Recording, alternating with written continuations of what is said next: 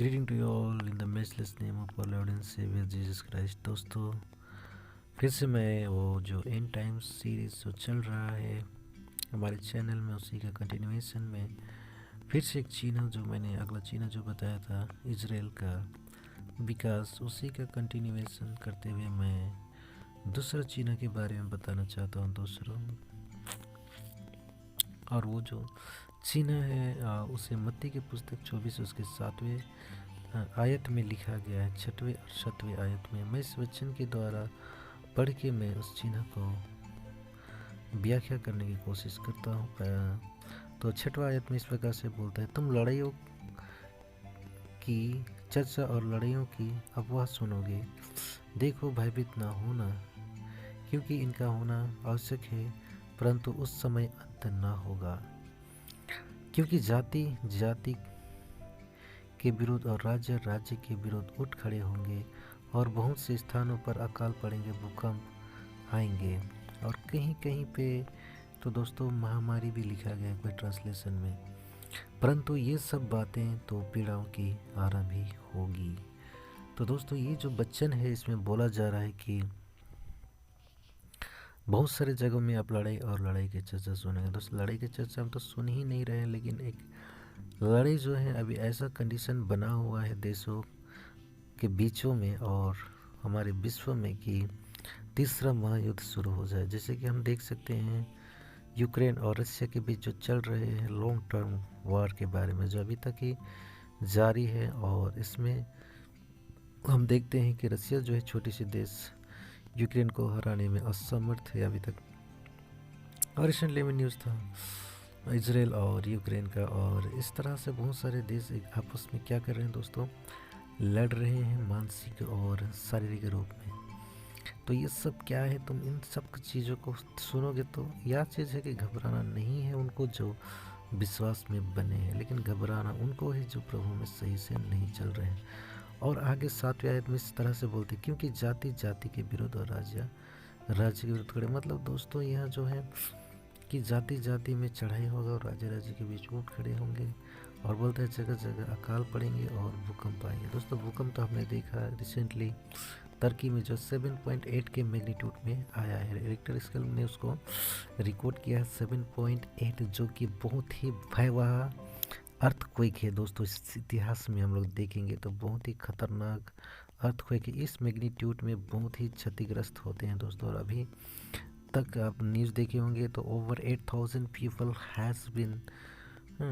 Had been discovered dead. मैंने अभी तक हमें 8,000 से ऊपर लोगों को मृत घोषित किया गया है, पाया गया है, कॉजल्टीज जो है इस अर्थक्वेक के। तो दोस्तों, इस तरह की चीज़ें यहाँ पे हो रही हैं, और जो हैं और जगह जगह अकाल पड़ेंगे। हमने देखो अकाल तो देखा है, बंगाल फेमन तो हमने देखा है, और भी हमें बहुत जगह अकाल देखने को मिला है ये कोविड-19 के टाइम में। और जगह जगह महामारी पड़ेंगे भी। इसमें कोई कोई ट्रांसलेशन महामारी आया है दोस्तों, आप देख सकते हैं इंग्लिश में कहीं कहीं पर महामारी भी लिखा गया है।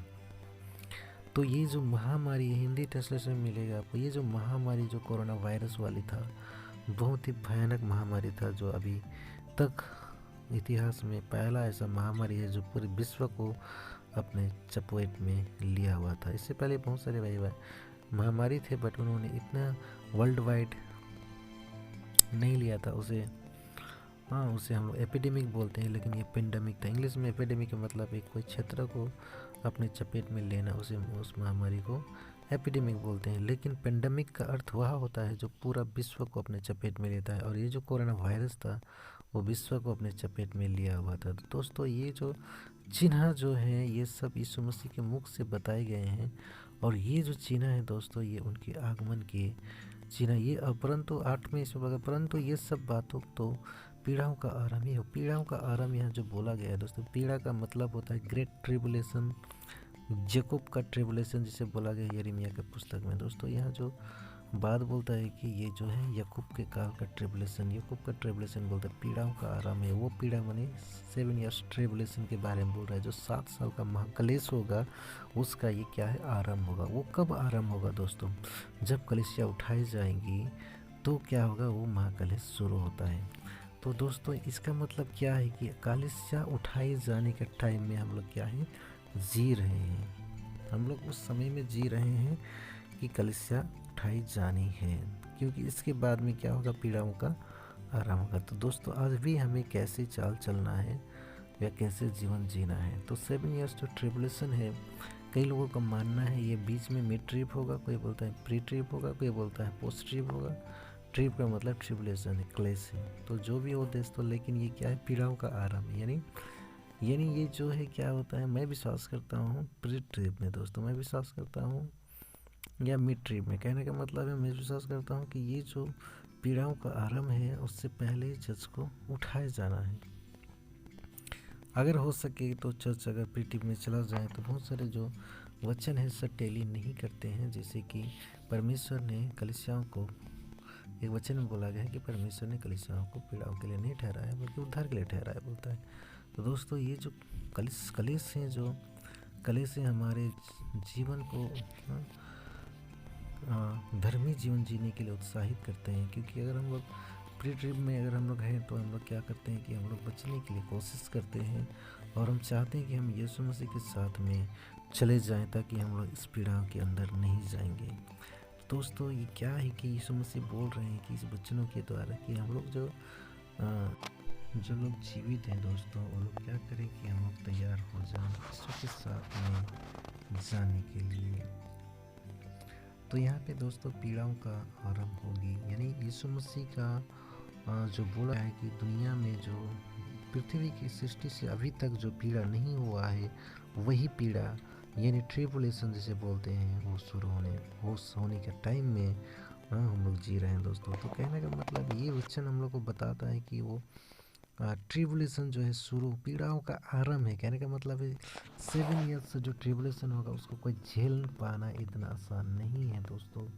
इतना भयानक बाइबल में बोला गया है कि उस समय का जो पीड़ा होगा वो पृथ्वी के शुरुआत से और जगत के शुरुआत से अभी तक ना हुआ है ना कभी होगा, ऐसा कि दानियल के पुस्तक में बोलता है। कहने का मतलब बहुत ही खतरनाक वो ट्रिबुलेशन पीरियड रहेगा। तो इसीलिए दोस्तों क्या होगा, परमेश्वर का रथ जो है, परमेश्वर का जो क्रोप है पृथ्वी में पड़ेगी उस समय। तो इससे पहले कि दोस्तों ये पड़े, हमें तैयार होना है यीशु के आगमन के लिए। तो ये वचन में यीशु मसीह हमें बताते हैं कि ये सब जो होंगी, ये जो घटनाएं जो अभी के समय में हमारे घट रहे हैं, ये सब क्या है, पीड़ाओं का आरंभ है दोस्तों।